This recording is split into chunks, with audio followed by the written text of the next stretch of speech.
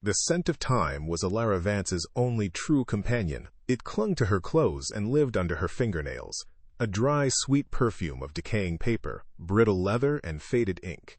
At 22, she navigated the world with the same quiet reverence she reserved for the fragile manuscripts under her care.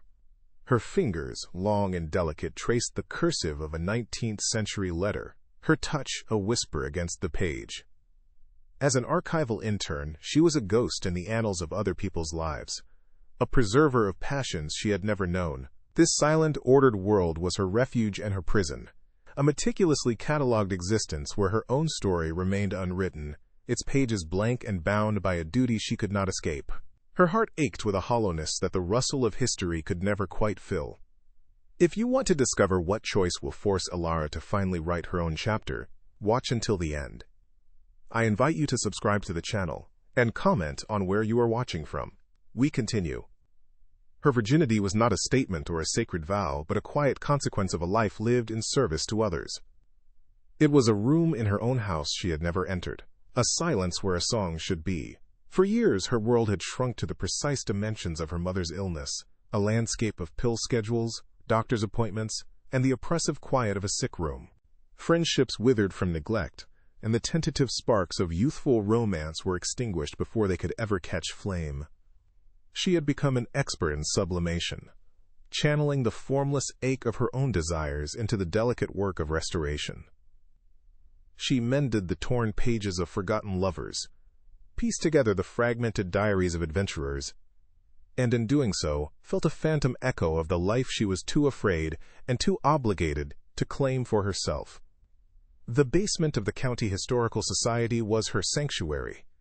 It was a cramped, subterranean space with low, pipe-threaded ceilings and a single grime-streaked window that offered a view of passing ankles on the sidewalk above. The air was heavy with the smell of dust and preservation chemicals, a stagnant atmosphere that perfectly mirrored the state of her own life. Fluorescent lights hummed a monotonous tune, casting a sterile, flat glow over the metal shelves groaning with acid-free boxes. This small, forgotten corner of the world was safe. It demanded nothing of her but her careful attention and her silence.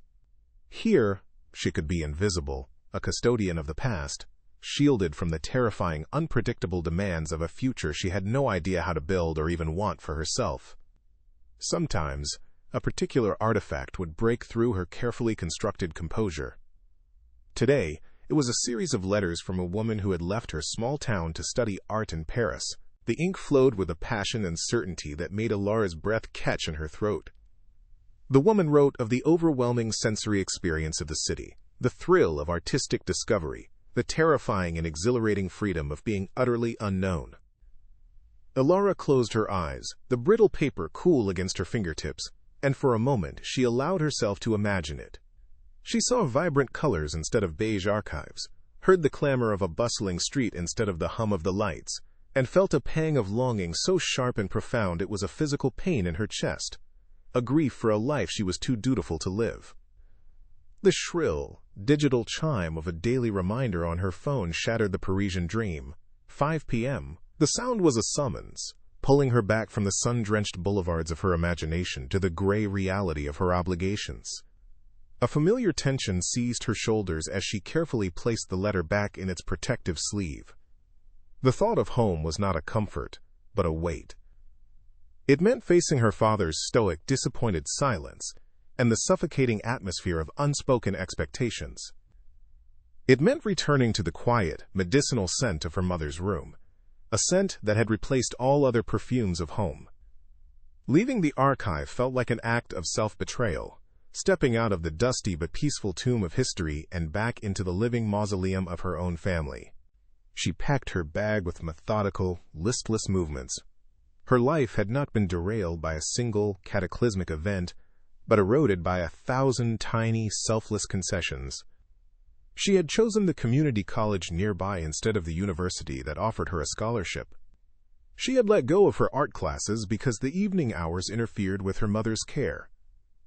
She had politely declined invitations until people simply stopped extending them. Each decision, made out of love and a crushing sense of duty, had been a single stone laid in the wall that now surrounded her. She was trapped, Not by malice, but by the gentle, insistent tyranny of familial love, and she had long ago forgotten what it felt like to want something just for herself. Her purity was a symbol of this arrested development, the unblemished proof of a life wholly deferred. As she was about to turn off her computer, a new email blinked in her inbox. It was a forwarded announcement from her supervisor with the subject line, "Prestigious Internship Opportunity, the Thorne Foundation." Her eyes scanned the description. Words like, quote, "state-of-the-art," "private collection," and "generous stipend," leaping from the screen. The foundation was located in a gleaming glass tower downtown, a steel and chrome monument to a world of wealth and power she couldn't fathom. It was the domain of Julian Thorne, the reclusive billionaire. Fear, cold and immediate, washed over her. It was an impossible leap. Yet her cursor hovered over the application link. A tiny, rebellious spark flickered in the desolate quiet of her heart. A desperate, terrifying whisper that asked, for the first time in a long time, what if? The bus ride home was a slow retreat from the city's sharp, modern skyline into the blurred edges of the suburbs where she lived. Ilara watched the gleaming glass tower of the Thorne Foundation recede in the grimy window, a distant, glittering promise that felt like it belonged to another lifetime. Her neighborhood was a place of muted colors and quiet resignation, of identical houses with neatly trimmed lawns and lives lived behind drawn curtains. The people on the bus with her wore the same weary expression, their faces etched with the quiet burden of mortgages, bills, and unspoken disappointments. This was her world, a landscape of modest means and even more modest ambitions. It was a place where dreams were practical, small enough to fit inside a picket fence, and the weight of tradition was as tangible and heavy as the humid summer air.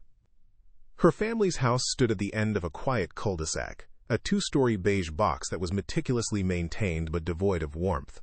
Inside, the air was still and smelled faintly of lemon polish and the antiseptic tang of her mother's medications. Every object had its place.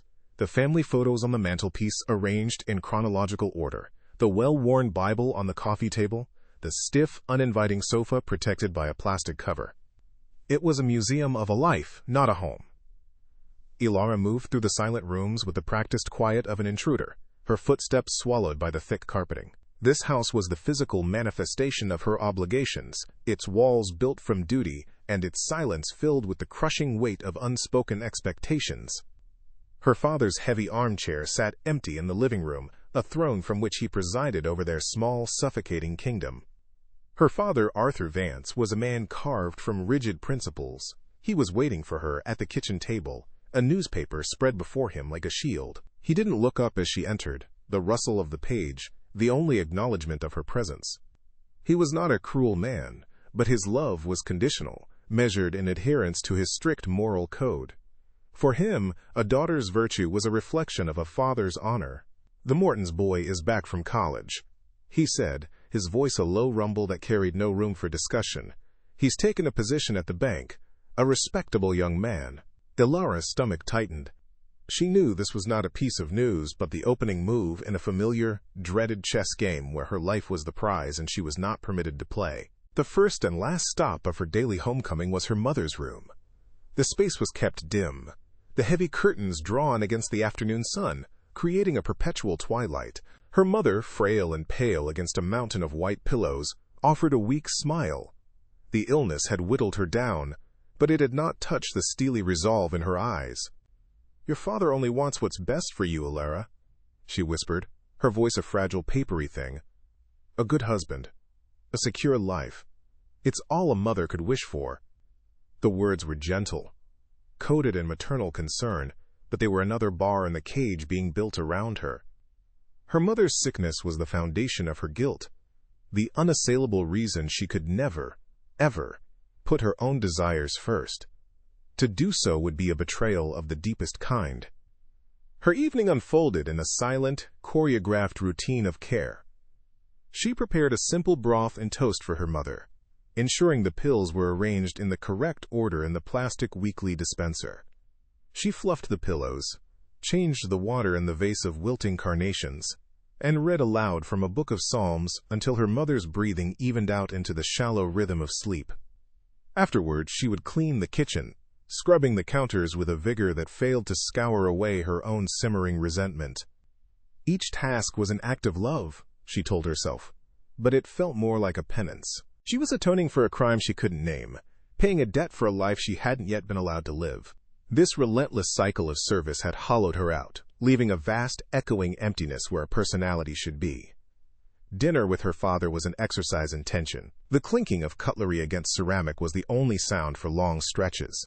He ate with a stolid, methodical focus, as if consuming his food was another duty to be dispatched. Mrs. Morton mentioned he'll be at church on Sunday. He finally continued, picking up the thread of their earlier conversation as if no time had passed. She'd like you to meet. It's time you started thinking about your future. You're not getting any younger. He spoke of her life as if it were a parcel to be delivered to a safe, pre-approved address. The idea of her having her own map, her own destination, was an alien concept. He was not offering guidance. He was issuing a directive, and the unspoken threat of his disappointment was more potent than any shout. A cold wave of panic washed over Elara. She could see the entire trajectory of the life he was planning for her, laid out like a railroad track she could not deviate from. She would meet the respectable boy from the bank. They would have a short, proper courtship chaperoned by their families.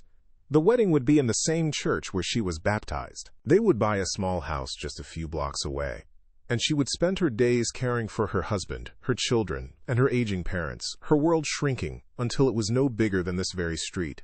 The life he envisioned for her was safe, predictable, and utterly devoid of the passion and adventure she read about in the forgotten letters at the archive.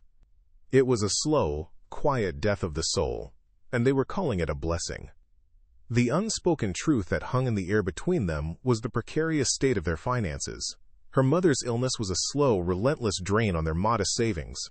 Her father's job at the local hardware store barely covered the mortgage and the groceries, let alone the mounting medical expenses. A son-in-law with a respectable job at the bank was not just a good match. He was a lifeline. Arthur Vance would never say it so crudely, but Elara understood the subtext. Her marriage was a solution, a transaction that would secure not only her future but their own. This knowledge amplified her guilt, transforming her personal desire for freedom into an act of profound selfishness. To refuse this path was not just to disappoint her father but to potentially jeopardize her mother's well-being. Retreating to her bedroom offered the only escape.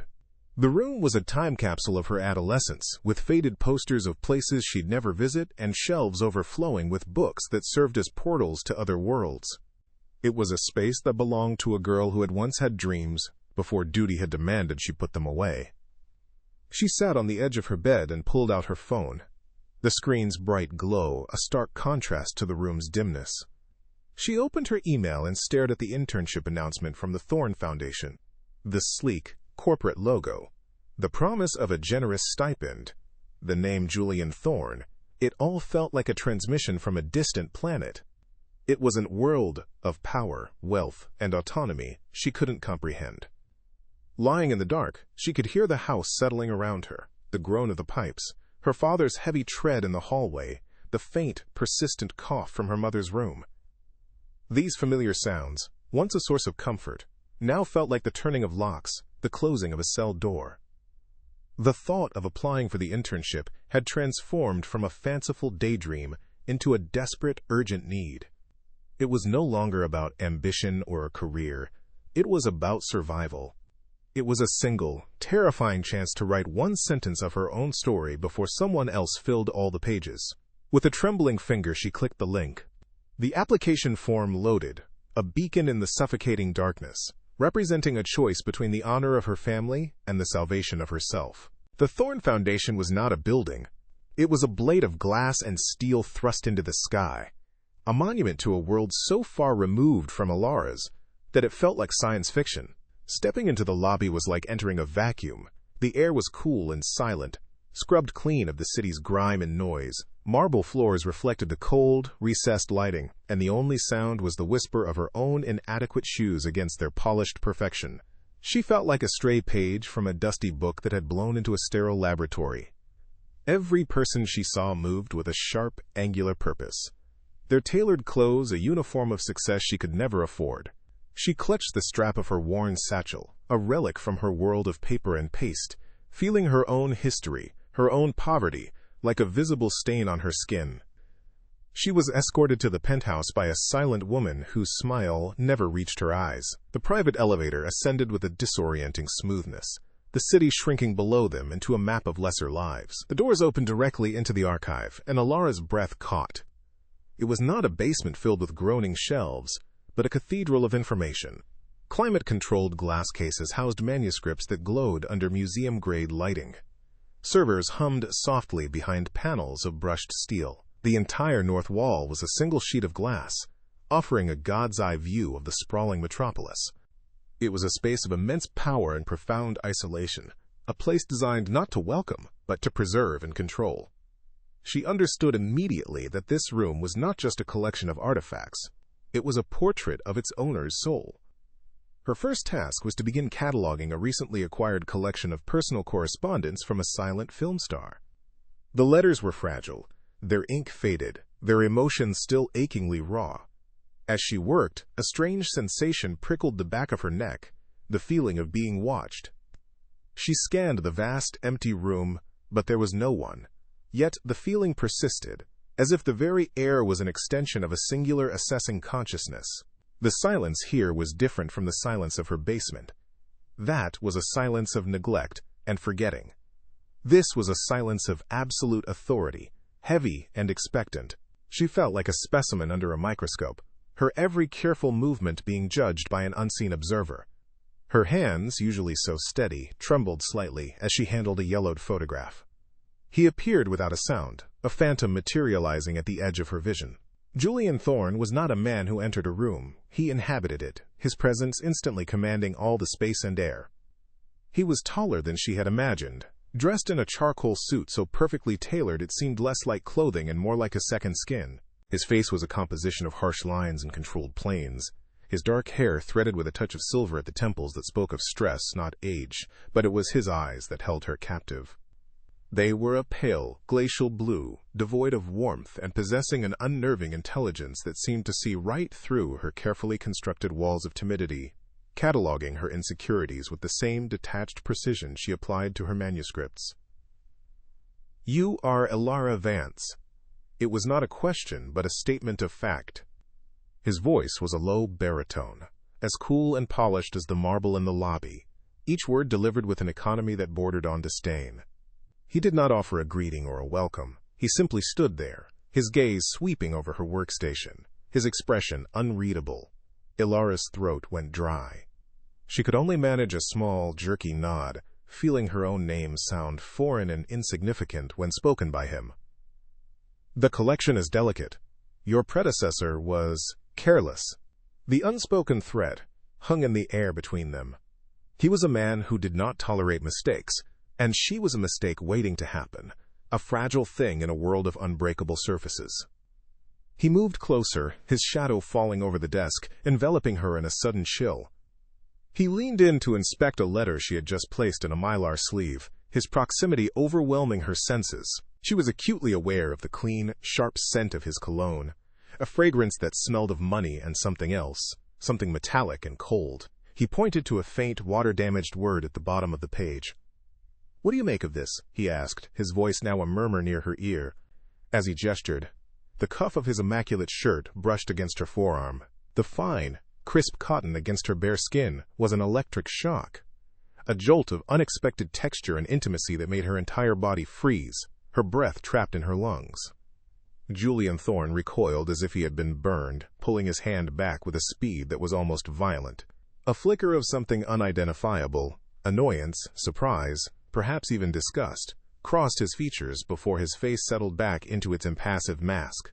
The space between them, which had been charged with a strange, suffocating energy, was now a frigid void. He straightened to his full height, putting a deliberate distance between them. "Maintain a professional boundary, Miss Vance," he said. His voice clipped and laced with ice. The accusation was so unjust, so misdirected, that it stunned her into silence. She had been perfectly still, a statue in his orbit, yet he had made her feel as if she had committed a gross transgression, a clumsy trespass into his heavily fortified world. He walked over to a steel cabinet, his movements precise and economical. He returned with a small, leather-bound diary, its cover warped and its clasp broken. He placed it on the desk in front of her, the sound a dull thud in the oppressive quiet. "This is a new acquisition. The script is a regional 17th century shorthand. Decipher it."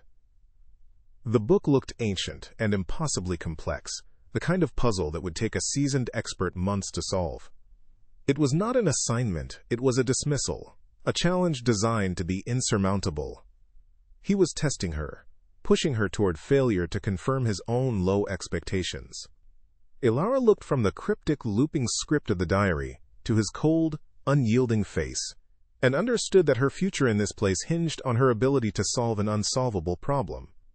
A familiar sense of resignation began to settle over her, the feeling that she was, as always, out of her depth. But then something else stirred within her, a tiny, stubborn ember of defiance she didn't know she possessed. She had spent her entire life being underestimated, her quietness mistaken for incompetence. She would not be broken by this man or his impossible book. Without a word, she pulled the diary closer and angled the desk lamp over the page. She picked up a magnifying glass, her hand now perfectly steady. She would not give him the satisfaction of seeing her fear. She would simply do the work. She could feel his eyes on her, a heavy, palpable weight, as she immersed herself in the faded ink, shutting him out of her small, focused world. For a long moment, the only sound was the faint hum of the servers and the soft rustle of the ancient page as Ilara examined it. She did not look up, but she felt the exact moment he turned to leave. His departure was as silent as his arrival, leaving behind only the ghost of his cold cologne and the impossible diary on her desk. She was alone again, but the room felt different. It was no longer just a sterile archive, it was an arena. He had drawn a line, established the vast, unbridgeable distance between his power and her insignificance. Yet, in the silent, charged space he had left behind, a strange and dangerous fascination had taken root. She was terrified of him, but a deeper, more treacherous part of her was utterly captivated by the wounded darkness she saw lurking behind his glacial blue eyes. The days that followed settled into a strange and silent rhythm, a suspended state of being defined by the impossible diary. Ilara would arrive each morning to the sterile quiet of the penthouse archive, her world shrinking to the space between her chair and the steel desk. Julian Thorne was a constant, unnerving presence, often working at his own terminal across the vast room, a silent sentinel in her periphery. He rarely spoke, but she felt his gaze on her constantly, a weight on her shoulders, a critical assessment of her every move. The silence between them was not empty. It was a dense, charged field of unspoken questions and judgments, a language of its own that she was slowly, terrifyingly beginning to understand.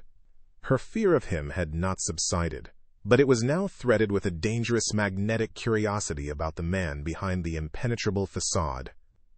Their work sessions bled late into the evenings, long after the city below had lit up like a fallen constellation. The pretense of a normal internship had vanished, replaced by this singular, obsessive task. He would approach her desk without warning, his presence a sudden drop in temperature, to observe her progress. He would stand behind her, so close she could feel the heat radiating from his body, his breath a ghost against her hair as he leaned in to examine a particularly difficult passage of the 17th century script. In these moments her own body would betray her, her pulse accelerating, her skin prickling with a hyper-awareness she had never known. She was a moth drawn to a shard of ice, knowing the proximity could only freeze or break her, yet unable to pull away from the cold, captivating light he emitted. One night, exhausted and frustrated, she finally deciphered a recurring phrase, a lover's lament about being a, quote, prisoner of a gilded cage. She spoke the words aloud, her voice a small, tentative thing in the bygre. Immense quiet. Julian, who had been staring out at the city, turned his head sharply, his glacial eyes locking onto hers. A flicker of something raw and unguarded crossed his face before being suppressed. A common sentiment for the era, he said, his voice clipped, dismissive. But she had seen it, a brief, startling glimpse of recognition, of a shared wound. For the first time, She felt a crack in his armor, a hint that the cage he had built for himself was as much a prison as it was a fortress, and the knowledge created a fragile, perilous connection between them. This small breakthrough altered the atmosphere between them. The silence became less a weapon and more a shared space of contemplation. He began to ask her questions, not about her work, but about the texts themselves, probing her interpretations. "Do you believe her?" he asked one evening, gesturing to a letter from a woman professing undying love to a man who had abandoned her. "Do you think such devotion is noble, or is it merely a form of self-deception?" The question was intensely personal, a test disguised as a historical query. Ilara, choosing her words carefully, spoke of the complexity of human emotion, of how love and subjugation could often wear the same face. As she spoke, she felt his gaze not as an assessment of her skills, but as an excavation of her soul. The physical tension escalated, becoming an almost unbearable current running beneath every interaction. While reaching for a reference book on a high shelf, her fingers brushed against his as he reached for the same volume. The contact was fleeting, a whisper of skin against skin, but it sent a bolt of pure electricity through her entire system. Her breath hitched, and she instinctively pulled her hand back as if burned. He froze, his own hand still outstretched, his knuckles white. Their eyes met, and in that charged moment, the air crackled with the force of her innocence colliding with his jaded experience. He said nothing, simply took the book and placed it on her desk, but the deliberate, almost rough way he set it down was a confession of his own disturbance. He began leaving small things for her on her desk: a rare, scholarly article related to her work, a bottle of expensive water, once even a small, perfect plum resting on a napkin. These were not gifts of kindness but gestures of control, subtle acknowledgments that he was watching her, studying her, anticipating her needs before she was even aware of them herself. Each small offering was a golden thread in the web he was weaving around her, pulling her deeper into his orbit. She knew she should be wary, that this attention from a man like him was a dangerous thing, but a starved and lonely part of her heart drank it in like rain, mistaking the possessiveness for a strange, twisted form of care that she had never experienced before. The world outside the penthouse began to feel like a faded, gray photograph. The bus ride home was a jarring transition from the sharp, clean lines of Julian's world to the blurred, weary reality of her own. Her father's expectations, once the defining structure of her life, now felt like the crude bars of a provincial jail. The pressure to meet the respectable young man from the bank intensified. Her father now spoke of it as an inevitability, discussing potential wedding dates and down payments on a small house nearby. Each word was a nail being hammered into the coffin of the fragile, burgeoning self she was discovering in the silent archive. The life he offered was a known entity, safe and suffocating, while the life Julian represented was a terrifying, exhilarating unknown. The contrast became a source of constant, agonizing turmoil. In the penthouse she felt seen, her intellect challenged, her presence acknowledged in a way that was both intimidating and deeply validating. At home, she was a symbol, a daughter whose primary value lay in her purity and her obedience. The dilemma was no longer an abstract fear, but a visceral, daily battle. She would sit at the dinner table, listening to her father outline her future while her mind was miles away, her skin still tingling from the memory of Julian Thorne's shadow falling over her desk. She was living a double life, torn between the girl she was supposed to be and the woman she was terrified she might become in his presence. One evening, after a particularly brutal conversation with her father, she arrived at the archive with her composure shattered. She tried to hide it, focusing on the cryptic diary with a ferocity born of desperation, but Julian noticed immediately. He stood before her desk, his arms crossed, his expression an unreadable mask of impatience. "You are distracted, Miss Vance. Your mind is elsewhere." His tone was accusatory, as if her personal turmoil was an inconvenience he would not tolerate. The injustice of it, the coldness, made something inside her snap. "My father is arranging my marriage," she blurted out, the words tasting like poison. The confession hung in the air, a raw, shameful thing laid bare in the sterile silence. A profound stillness fell over him. He did not move, but she saw a muscle twitch in his jaw, a tightening around his eyes that betrayed a deep, internal reaction. He stared at her for a long, unbearable moment, his gaze so intense it felt as if he were seeing every fear, every secret she possessed. He was not looking at an employee, but at something else, a possession being claimed by another. The air grew thick, with a possessive energy that was both terrifying and strangely protective. He was a dragon in his hoard, and she was the one piece of his collection that was threatening to be taken away. His silence was more potent than any words, a claim being staked in the vast, empty space between them. He finally broke the silence, his voice a low, dangerous rumble. "And you will obey him?" It was not a question about her plans, but a challenge to her very being, a test of her will against her father's. Ilara looked away from his piercing gaze, down at her own hands, which were trembling. "I have a duty to my family," she whispered, the words feeling hollow and false even to her own ears. The phrase was a shield she had hidden behind her entire life, but in his presence it felt like a flimsy piece of cardboard. He let out a short, sharp sound that was not quite a laugh, a bitter, cynical exhalation. "Duty," he repeated, the word dripping with a contempt that seemed to come from a place of deep, personal experience. Duty is a cage people build for themselves when they are too afraid to want anything. His words struck her with the force of a physical blow because they were true. She had used her obligations as a justification for her own fear, her own passivity. He had seen through her in a way no one else ever had, stripping away her excuses and leaving her exposed. He took a step closer, his voice dropping to an intimate, compelling murmur that vibrated through her. "What is it you want, Ilara?" he asked, using her first name for the very first time. The sound of it on his lips was a shocking, illicit caress. No one had ever asked her that question. Her wants had never been a factor in the equation of her life. The question itself was a transgression, a dangerous key being offered to a door she had never dared to approach. The dilemma was no longer a simple choice between two paths. It was a fundamental crisis of identity. To continue on the path her father had set for her was to remain a ghost, a preserver of other people's stories, her own life an unwritten postscript. But to even consider the alternative, to want something for herself, to desire this cold, broken, and powerful man, was to betray every principle she had been raised to uphold. It was to abandon her family, forsake her honor, and step into a world where the rules were unknown and the costs were terrifyingly high. The virginity she had guarded out of duty now felt like the last bastion of a self she was no longer sure she wanted to be, a final, fragile barrier against the overwhelming pull of his world. He was watching her, waiting for an answer to a question she didn't know how to ask herself. The space between them hummed with a palpable, electric tension.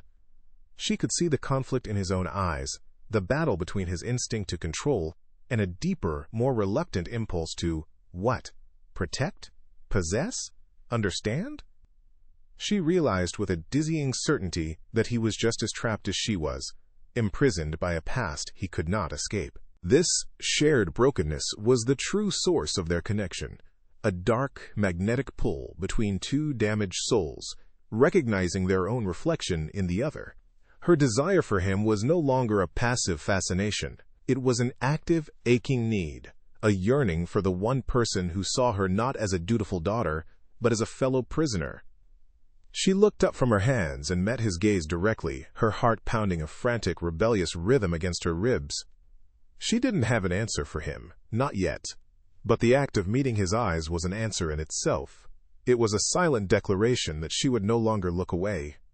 For the first time, she was not just an archivist in his employ. She was a woman on the precipice of a choice that would define her. The fear was still there, a cold knot in her stomach, but it was now mingled with a thrilling, terrifying sense of agency. The thought of his touch, once a source of shock and alarm, was now a secret, burning question mark in her mind. The late-night work sessions were no longer a pretense. The diary lay forgotten on the desk between them.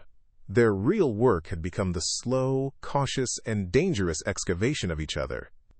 Every shared silence, every loaded question, every accidental brush of their hands was a step deeper into a territory from which neither of them knew if they could return.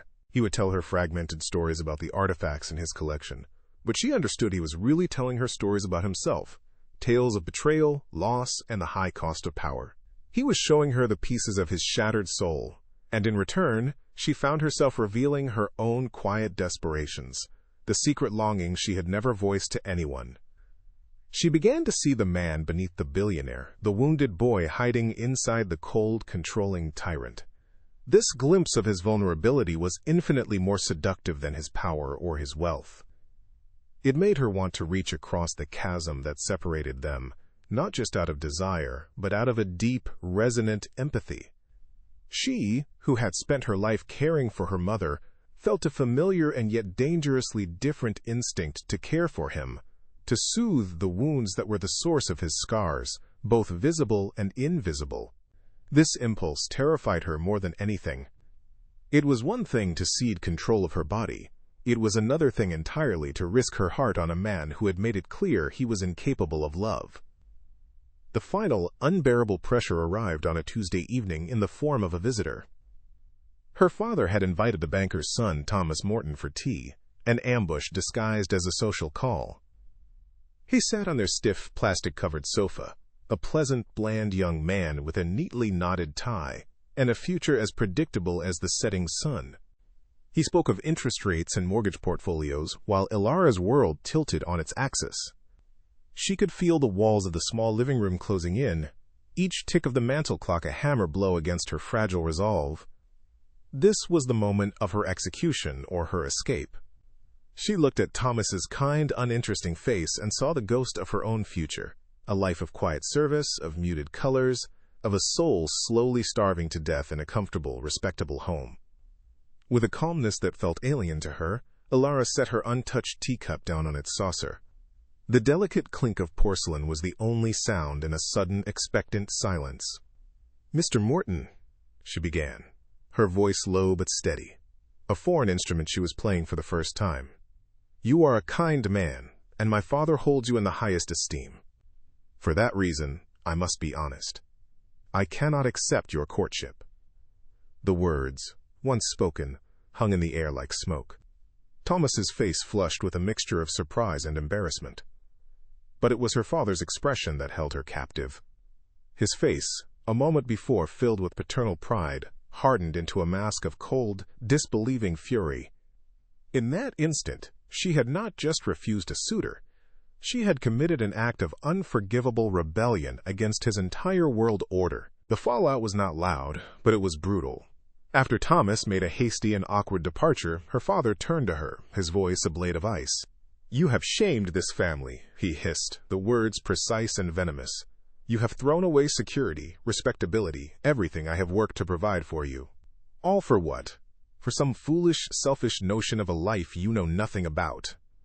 He gestured toward her mother's closed bedroom door. "Your mother's health, our stability, does that mean nothing to you?" He used her own love and duty as a weapon against her, twisting her sacrifice into a sin. "If you will not honor the life I have built for you," he said, his final words a decree of exile, "then you are no longer welcome in this house."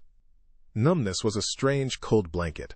She moved through the house that was no longer hers, her feet silent on the familiar carpets.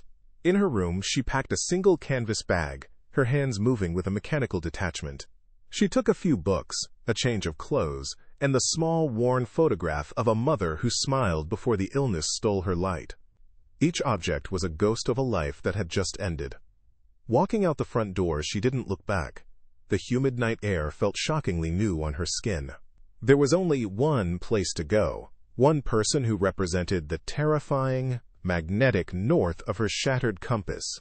In the back of a taxi, she watched her quiet suburban street disappear, the identical houses blurring into a watercolor of a past she had just set on fire. The city skyline ahead was a forest of glittering thorns, and she was running straight toward its heart.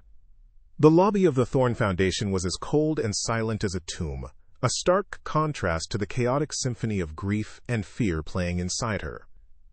She used the all-access card Julian had given her, the elevator ascending with a smooth, silent judgment. She found him in the archive, standing before the vast wall of glass, a dark silhouette against the city's electric constellations. He didn't turn as she approached, but she knew he was aware of her every trembling step. He had always seemed to be. She stopped a few feet behind him, the small, pathetic bag in her hand, feeling impossibly heavy. The sterile, controlled air of the penthouse was a universe away from the suffocating floral potpourri of her father's living room. She had crossed the chasm, and now she stood on the other side, an alien refugee in his kingdom of steel and glass. She opened her mouth to speak, to explain the ruin she had made of her life, but all that came out was a raw, broken sob. The sound was a desecration in the perfect silence of the room. Her composure, held together by sheer will for hours, finally disintegrated. The bag dropped from her hand, and she wrapped her arms around herself as if to hold her splintering pieces together. The tears were a violent, cleansing storm, a deluge of grief for the family she had lost, the home she could never return to, and the dutiful, obedient girl she had just killed. She wept with the unbridled sorrow of someone who had just leaped from a cliff without knowing if there was anything below but the rocks. In front of this cold, impenetrable man, she fell completely and utterly apart. Julian turned, his movements deliberate, his face unreadable in the dim light. He did not offer platitudes or comforting gestures. He simply watched her for a long moment, his glacial eyes taking in her entire pathetic state. Then, he walked to a low leather sofa and gestured for her to sit. As her sobs quieted into shuddering breaths, he sat not beside her, but in a chair opposite. The silence stretched, thick and heavy. "When I was 17, he began, his voice a low, rough thing that seemed to vibrate in the very air, "my stepfather discovered I had secured a scholarship he didn't want me to have. He thought a mind was a dangerous thing for a boy he wanted to control." He paused, his gaze distant. "He locked me in a cellar for 3 days to teach me a lesson about honor and duty. This, quote, he said, his hand making a subtle, almost imperceptible gesture toward his own back, was the result. His confession was a shock, a raw and unexpected offering of his own brokenness. It was not an act of pity, but of profound and startling recognition. He was connecting the fresh, gaping wound of her exile to the old, scarred tissue of his own past. Her tears stopped. She looked at him, truly looked at him, and saw past the billionaire, past the cold tyrant of the archive, to the 17-year-old boy locked in the dark. An overwhelming wave of empathy washed over her, a feeling so powerful it eclipsed her own sorrow. Without thinking, compelled by an instinct deeper than reason, she rose from the sofa, knelt before his chair, and reached out a trembling hand. Her fingers, so used to the fragile paper of the dead, came to rest against the harsh, living line of his jaw. He flinched at her touch, a sharp, involuntary recoil, but he did not pull away. He closed his eyes, a silent surrender to this small, unprecedented act of tenderness. The contact was electric, a current of shared pain and solace passing between them. He was the first person to see her strength, and she was the first person to touch his weakness. Slowly, as if drawn by a force he could no longer fight, he leaned forward. His lips met hers, and it was not a kiss of passion, but of desperation. It tasted of salt from her tears and the metallic tang of his loneliness. It was a raw, searching kiss, a collision of two solitary worlds, a silent acknowledgement of the cages, both visible and invisible, that had defined their lives. It was the sealing of a contract, written in scars and sorrow. When the kiss finally broke, they remained suspended in the moment, foreheads touching, sharing the same rarefied air. The vast city glittered below them, indifferent to the monumental shift that had just occurred in this room. Ilara had transgressed every boundary she had ever known, surrendering her past, her family, and the fragile shield of her innocence for this one, terrifying connection. In return, Julian had allowed a single, trembling light into the sealed fortress of his soul. In the wreckage of her old life, a dangerous and fragile hope began to bloom in Ilara's heart, but as his hand came up to grip her arm, his touch a mixture of desperate tenderness and ingrained control, she knew she had only traded one cage for another, a vast, gilded one perhaps, but one whose lock was now held by a man as broken as she was. The dawn that broke over the city was a sterile gray affair, filtering through the immense glass walls of the penthouse and illuminating the dust motes dancing in the silent air. Ilara awoke not in her own childhood bed, but on the cool, anonymous sheets of a guest suite that felt more like a luxury hotel room than a part of a home. The memory of the previous night rushed in with the force of a physical blow. Her father's cold fury, the finality of the front door closing behind her, and the raw, desperate press of Julian's lips against hers. That kiss, which had felt like a sealing of fates in the dark, now seemed like a reckless act of arson. She had burned down her entire life for a single moment of connection, and in the stark morning light, she was terrified that all she had left were the ashes. Julian appeared in the doorway of the archive later that morning, a specter in another of his impeccably tailored dark suits. The man who had confessed his scars, who had met her desperation with a shared vulnerability, was gone. In his place stood the cold, formidable billionaire once more. His eyes, which had held a flicker of something akin to need, were now glacial and distant. "There is a corporate account card on the kitchen island," he stated, his voice devoid of any warmth. "You may purchase whatever necessities you require. My housekeeper will be informed of your extended stay." He did not mention the kiss. He did not ask if she was all right. He spoke to her as if she were a new acquisition, a delicate and problematic artifact that now required logistical management, and the casual cruelty of his detachment was more painful than her father's rage. A wave of shame so profound it was nauseating washed over Ilara. She felt like a fool, a naive girl who had mistaken a moment of pity for something more. Every detail of the kiss replayed in her mind, now tainted with this new, cold reality. Had he been comforting a hysterical employee? Had it been an impulse he now regretted? She stood motionless in the center of the vast living space. The city sprawled beneath her like a map to a world she no longer belonged to. The silence he left in his wake was a physical presence, a suffocating void that amplified her own frantic heartbeat. She had fled a small, familiar cage only to find herself rattling around in a much larger, emptier one, its bars forged from his chilling indifference and her own catastrophic misjudgment. He left for the day without another word, the silent swoosh of the private elevator doors sounding like a final judgment. Ilara was left utterly alone in the palatial emptiness of his fortress. She wandered from room to room, her reflection a ghostly image in the polished marble floors and chrome surfaces. This was a home designed to keep the world out, a sterile sanctuary of a man who trusted objects more than people. There were no photographs, no clutter, no signs of a life lived, only curated art and priceless artifacts encased in glass. She felt like another one of his exhibits, put on display for his private viewing and then ignored. The freedom she had craved felt like a terrible lie. She was free from her father's rules, but she was now a prisoner of Julian's silence, a far more insidious and lonely form of captivity. Her phone buzzed late in the afternoon, a harsh, unwelcome intrusion. It was a text from her older sister, a woman who had long ago married and moved away, embracing the life Ilara had just rejected. The message was short and brutal. "Dad told me what you did. How could you be so selfish, after everything they've done for you? Mom is beside herself. Don't try to call." Each word was a perfectly aimed dart, striking the rawest parts of her guilt.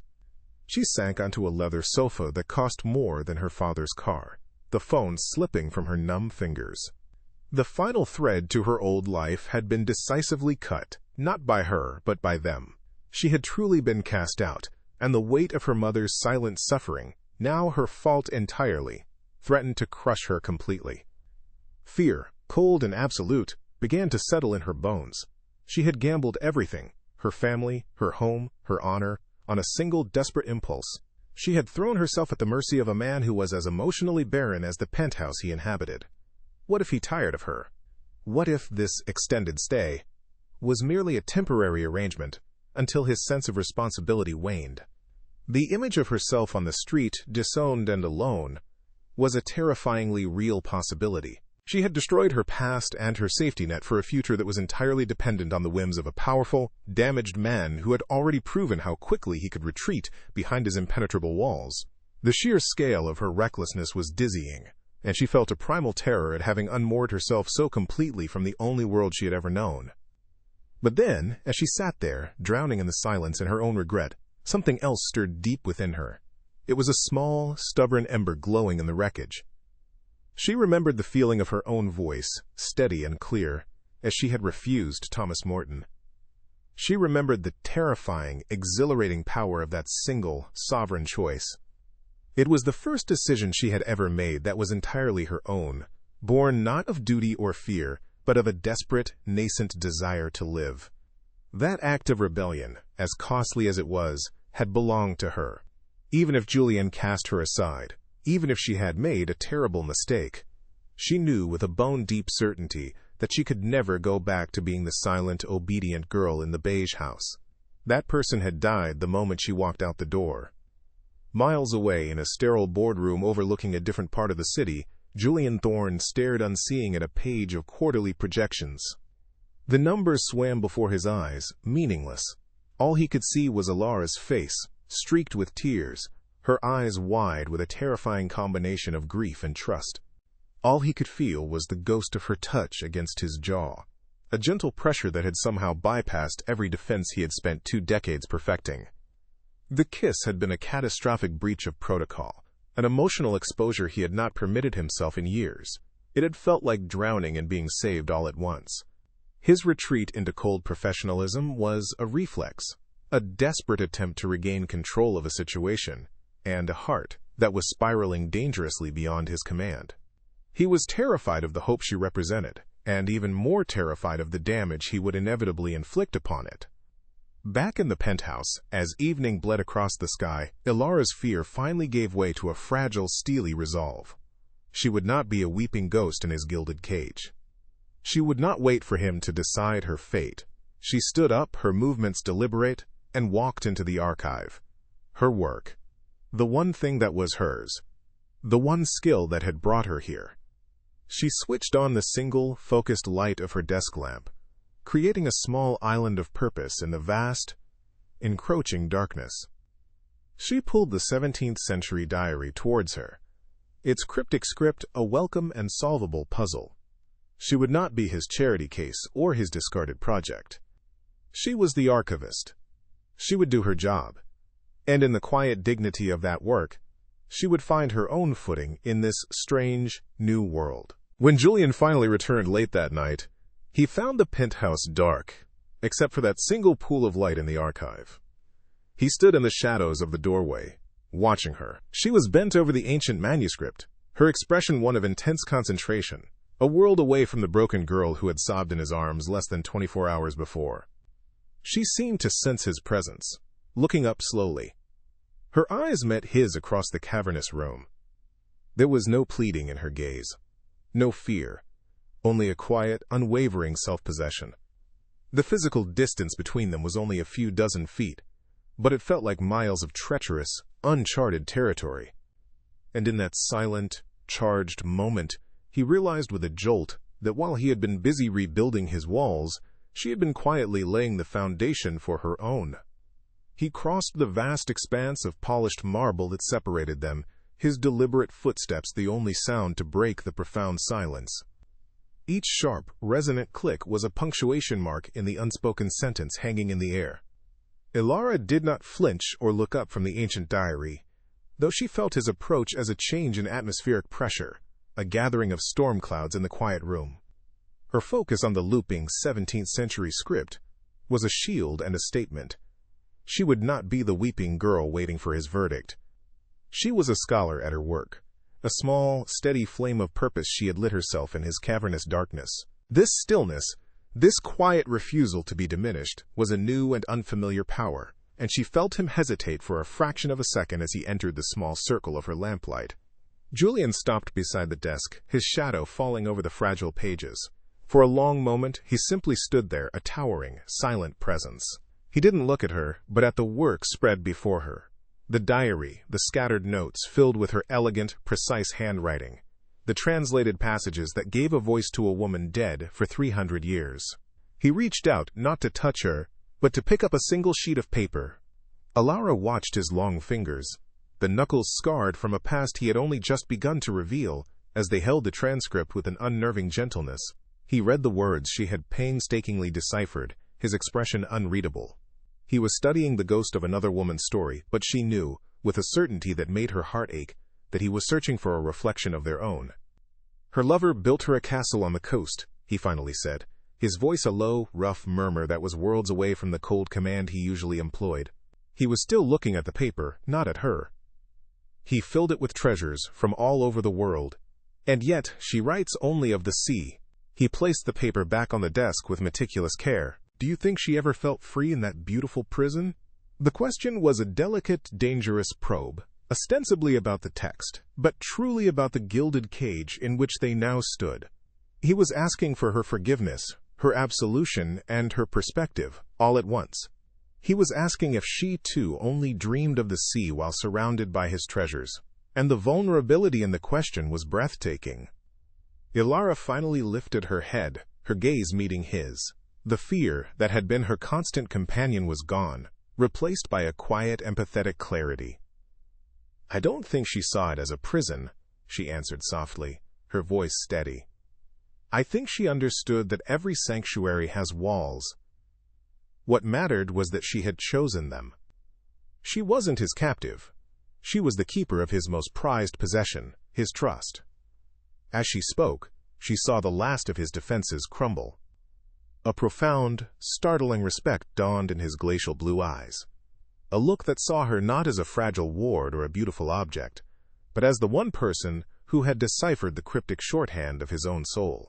He had offered her refuge, and in return, she was offering him the far more precious gift of understanding. A small, almost imperceptible sigh escaped his lips, the sound of a man setting down a burden he had carried for a lifetime. He took a half-step back, creating a space between them that was not a chasm of distance, but a respectful boundary of two sovereign beings. This is your archive, Ilara, he said, his voice imbued with a quiet finality that resonated deep in her bones. Your work, your home, not because I have granted it, but because you have earned it. Because you have stayed. It was not a declaration of love, not a promise of a future, but it was something far more real and vital. It was an acknowledgement of her agency, a transfer of power. In that moment, the gilded bars of the cage dissolved, transformed into the protective walls of a sanctuary she had claimed as her own. He did not move to touch her, and she did not rise to meet him. They simply held each other's gaze across the small, illuminated desk, two solitary figures finding their reflection in the other's eyes. The city lights glittered below, a silent, unknowing witness to the quiet mending of two broken souls. The story of the archivist and the ghost was not over. It was only just beginning, a new and complex manuscript they would have to learn to read together, one fragile page at a time. If their silent story of finding a home in the most unexpected of hearts has resonated with you, and if you wish to join us for more journeys of healing and connection, I emotionally invite you to subscribe to our channel. Please like, share, and comment with a single word that describes the future you hope for them.